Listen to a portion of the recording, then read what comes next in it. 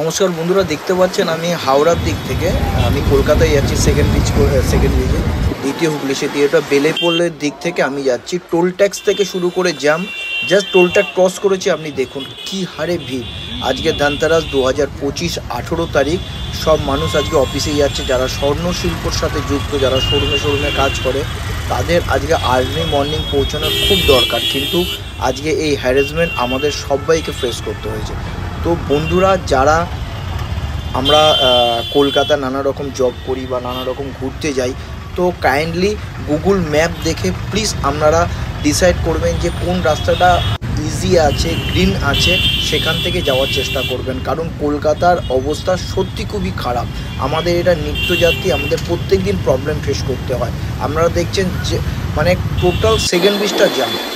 এখন একটু রিলিফ হচ্ছে, যে ছবিটা এখন দেখছেন যেটা এখন একটু রিলিফ আছে, ঠিক সামনে গিয়ে আরও ঠিক আমরা জ্যামের সম্মুখীন হতে হবে।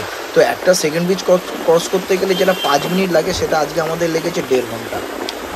বন্ধুরা, আজকের মতন এই ভিডিও, এই ব্লগ এখানেই স্টপ করছি। আর আমার channel @time pass please subscribe করবেন। জয় হিন্দ।